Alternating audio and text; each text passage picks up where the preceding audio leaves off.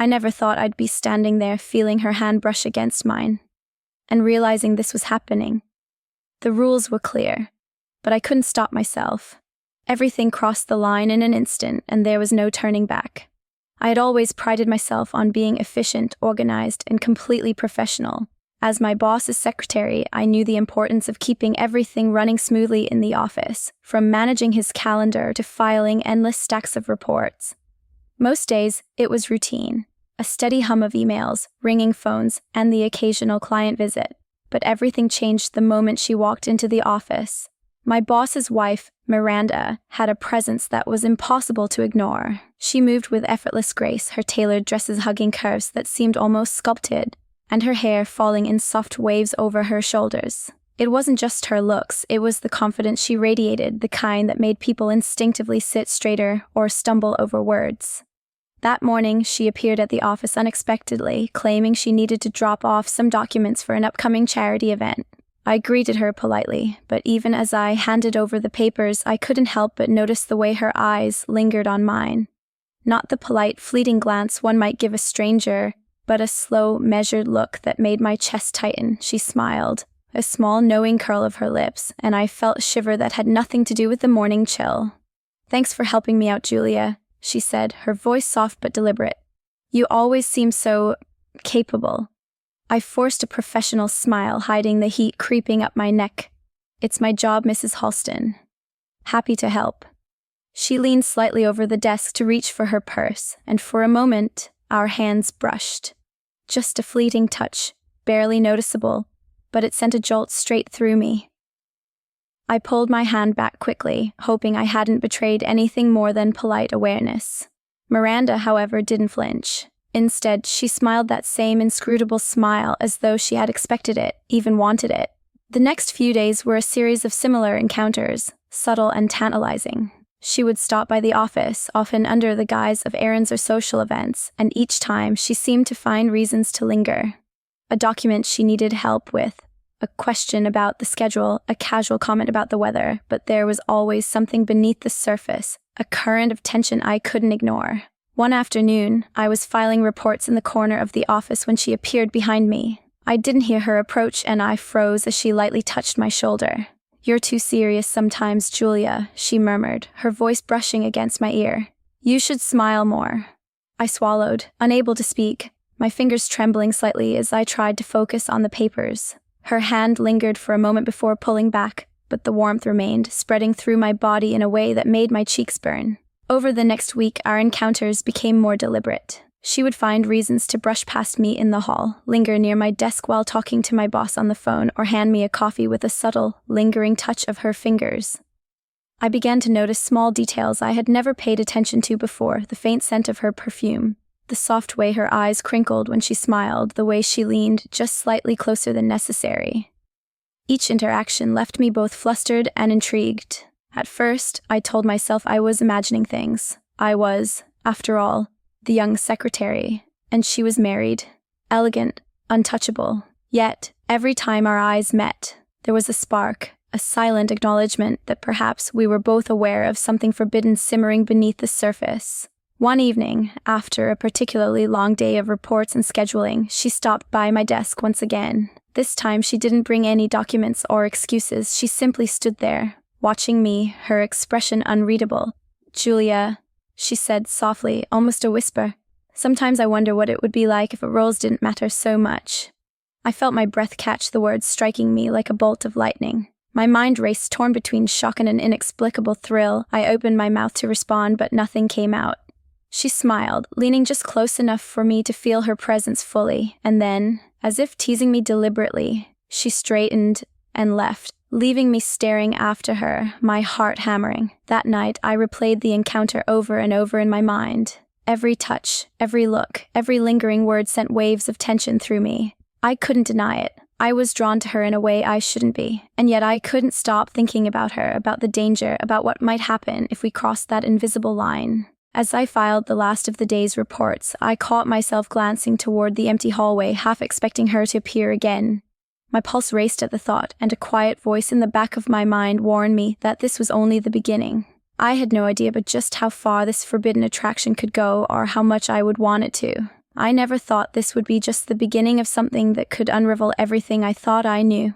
The days following that evening were a blur of heightened awareness. Every time I filed a document or answered a phone call, I found myself wondering if she would appear, if her gaze would find mine across the office, or if her voice would brush against me with that same soft intensity. I tried to focus on my work, telling myself I was imagining things, but deep down, I knew I wasn't. It was late Thursday afternoon when she appeared again. This time, she didn't just stop by my desk. She lingered in the office lounge, scrolling through her phone with a faintly distracted look. I approached cautiously, pretending I had some routine question about scheduling. "Mrs. Halston," I asked, trying to sound neutral. She looked up, and that small enigmatic smile returned. "Julia, I need your help with something personal," she said, tilting her head just slightly, the faintest glint of mischief in her eyes. "I know it's unusual, but I trust you." My heart skipped a beat. Personal? Trusted me. I had no idea what she could possibly want, but there was something in the way she said it, soft but deliberate, that made my pulse quicken. What is it?" I asked, my voice almost a whisper. She glanced around as if making sure no one was watching. "I'm hosting a small gathering this weekend and I've completely mismanaged my plans," she confessed. "I could really use your eye for detail. Help me organize a few things." I nodded quickly, trying to appear calm while my thoughts spun out of control. Helping her at home meant being close to her in a private setting, alone with her, with no witnesses. My stomach twisted with anticipation, mingled with fear. "Of course," I said, forcing a professional tone, though my voice betrayed a hint of nervous excitement. She smiled warmly and the atmosphere shifted. "Thank you, Julia. You have no idea how much this means to me." When Saturday came, I found myself standing in her apartment holding a stack of invitations while she flitted about, adjusting decorations and arranging glasses. The place was elegant, just as I had imagined from her reputation, soft lighting, plush furnishings, and a scent that lingered in the air like a promise. We worked side by side, but even amidst the tasks, the tension was undeniable. Her hand brushed mine as we passed decorations back and forth, each touch lingering slightly longer than necessary. She would occasionally glance at me, eyes heavy with unspoken meaning, and I felt my breath catch every time. At one point she leaned over a table, adjusting a vase of flowers, and her hair fell forward, brushing against my shoulder. I froze, acutely aware of the warmth radiating from her body. She looked up at me with those intense eyes and smiled softly. "You have no idea how helpful you are, Julia," she said, her voice lowering just slightly, intimate enough to make my chest tighten. "I wish I had someone like you around all the time." I swallowed hard, trying to focus on the task at hand, but the words, the tone, and the subtle closeness made my mind spiral. There was something dangerous in the way she said it, something that promised excitement but warned of consequences. As we carried trays of hors d'oeuvres to the kitchen, our hands brushed again, this time deliberately, almost testing boundaries. I felt a shiver run through me, and I caught myself staring at her for a moment too long. She met my gaze and held it, a silent acknowledgement that we both understood the unspoken attraction simmering between us. Later, as we paused for a brief break, she handed me a glass of wine. Our fingers touched, and I felt an electric current pass between us. I dared a small smile, and she mirrored it with a knowing look. "Julia, do you ever feel like sometimes the world expects you to play a role you're not entirely comfortable with?"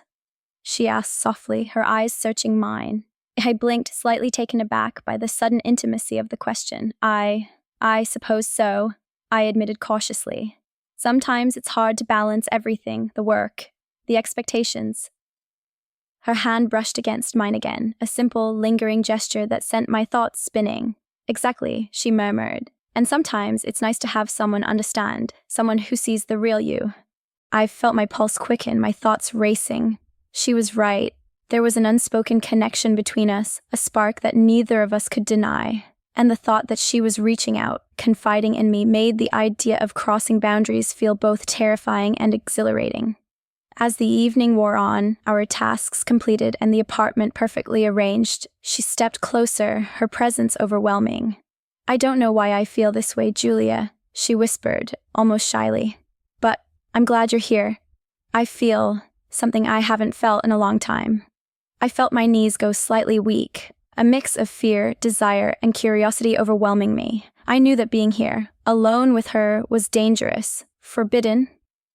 Yet, I couldn't deny the pull, the magnetic tension that seemed to hum in the air between us. When I left that night, I walked to my car with a strange mix of exhilaration and dread. Every brush of her hand, every glance replayed in my mind. The thought of her words, her presence, her quiet allure lingered long after I had driven away. I never imagined that helping her with a few personal errands would feel like stepping into something much bigger, something I wasn't sure I was ready for, yet couldn't resist. And deep down I knew that this was only the first step toward a temptation far more intoxicating than I had ever imagined. Monday morning arrived with the usual clatter of phones and keyboards, but I couldn't shake the lingering images of Saturday night. Every glance I cast toward the office entrance seemed to anticipate her arrival. Every sound of heels clicking on the floor triggered a small rush of anticipation. I tried to focus on my tasks, filing reports and answering emails, but my mind wandered to thoughts I wasn't supposed to entertain.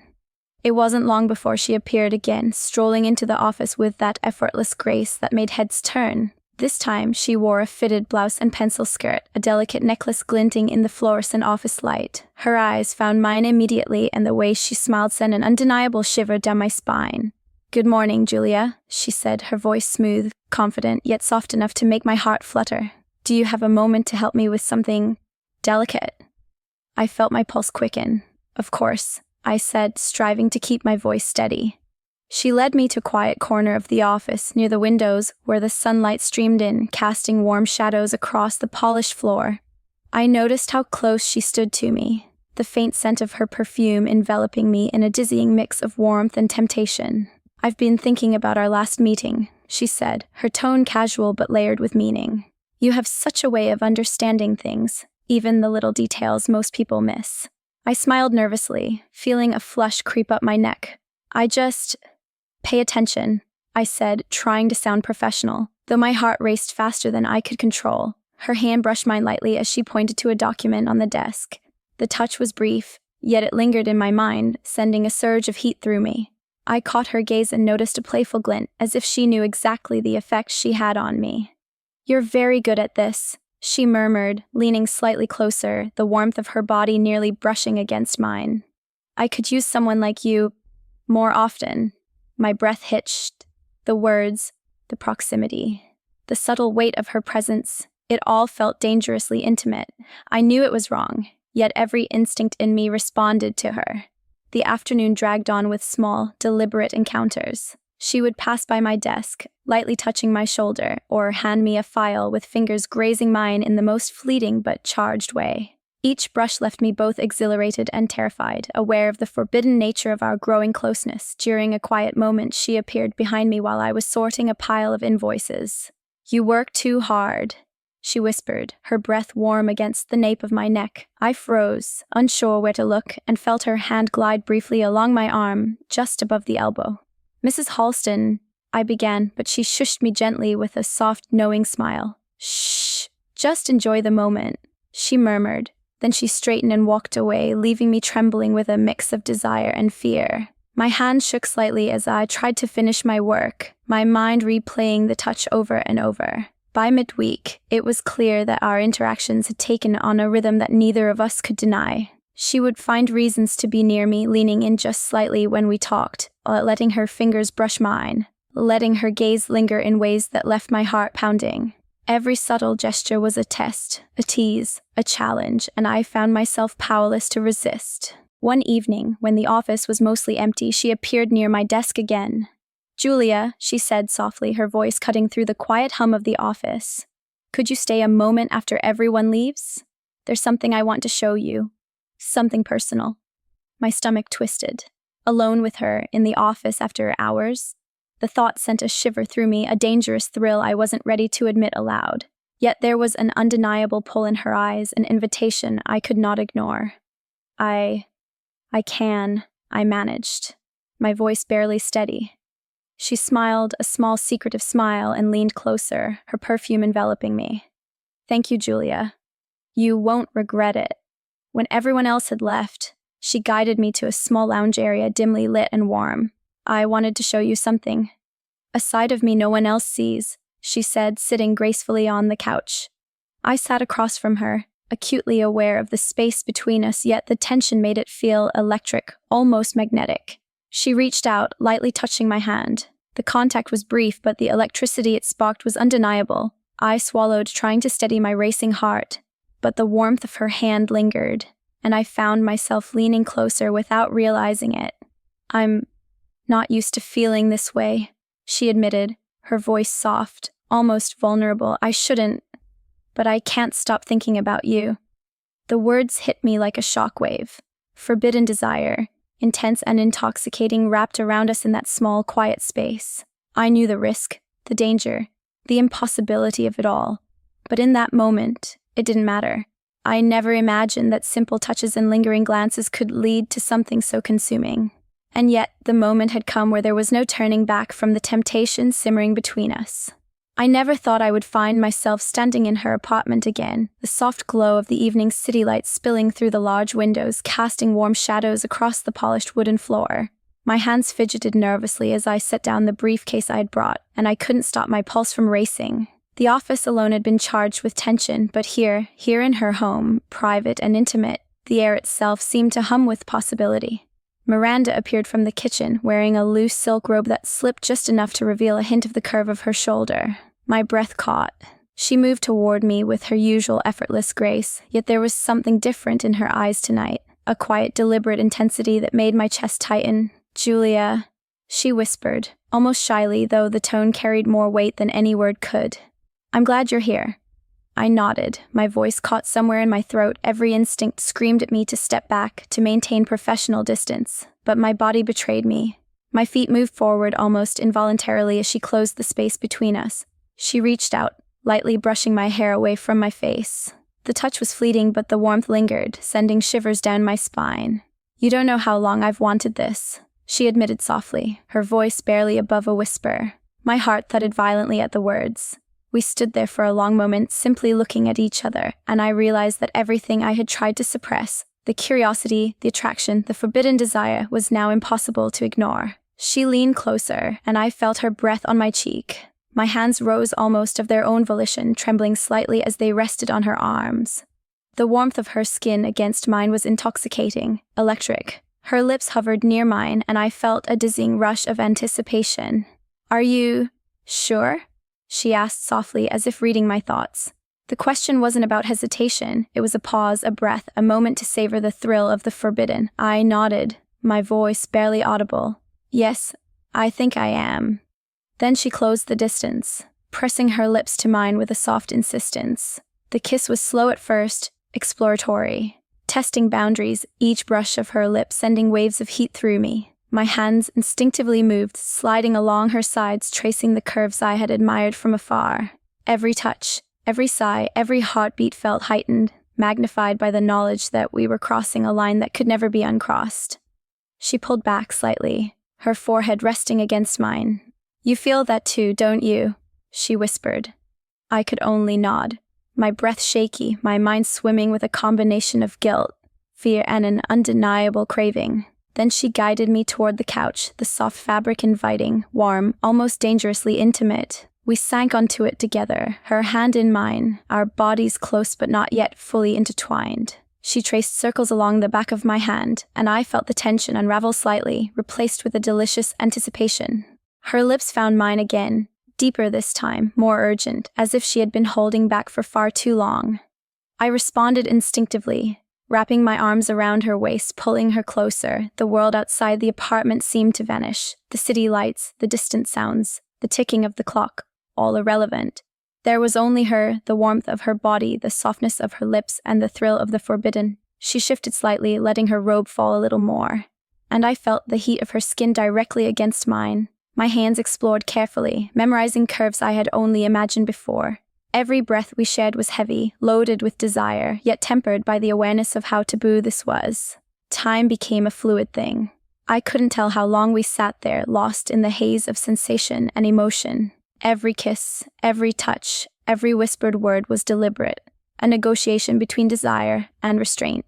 She whispered my name, soft and urgent, and I felt my own voice catch in response. At one point she pulled back just enough to look into my eyes. "Julia," she murmured, her voice low, almost trembling. This is dangerous, but I can't stop." The honesty in her words hit me like a shockwave. I realized then that this wasn't just physical, it was emotional, deep, consuming. We weren't merely giving in to lust, we were exploring a connection that had been building for weeks, a magnetic pull that neither of us could deny. Her hands cupped my face and I leaned into her touch, feeling the weight of her fingers, the warmth, the intimacy. "I've wanted this for so long," she whispered, her lips brushing my ear, sending shivers down my spine. "I want you, all of you." I shivered at her words, my body responding in ways that terrified and thrilled me simultaneously. The couch became our private world, each movement deliberate, each touch meaningful.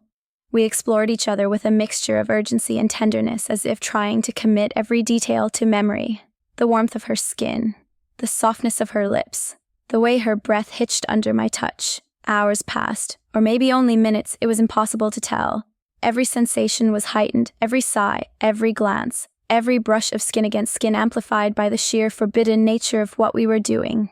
The exhilaration of secrecy, the danger of discovery, the thrill of finally acting on weeks of restrained desire, it all made every moment intoxicating. Finally, we collapsed against each other, tangled limbs and breathless hearts pounding in sync. The quiet hum of the apartment was the only sound, punctuated by our ragged breaths and soft whispers. I rested my head against her chest, feeling the rapid beat of her heart echoing my own. "I never thought it could feel like this," I whispered, my voice trembling. "Neither did I," she admitted softly. "But now, I don't want it to end." As I finally gathered the strength to sit up and brush a strand of hair from my face, I realized with a mixture of awe and apprehension that everything had changed. The tension that had been simmering for weeks had exploded into something undeniable, intoxicating, and entirely forbidden, and deep down I knew this moment, this night, was only the beginning. I never thought that acting on a few weeks of longing could lead to something so consuming, but I also knew there was no turning back from the fire we had ignited. The morning after, I arrived at the office with a sense of disorientation I couldn't shake. The hum of computers, the click of keyboards, and the ringing phones should have felt normal, but they didn't. My thoughts kept returning to Miranda, the warmth of her touch, the intensity of her gaze, the way she had whispered my name. I tried to act normal, filing papers and answering calls with mechanical precision, but every glance down the hall, every reflection in a glass panel made me wonder if she had arrived before me, if she was watching, waiting.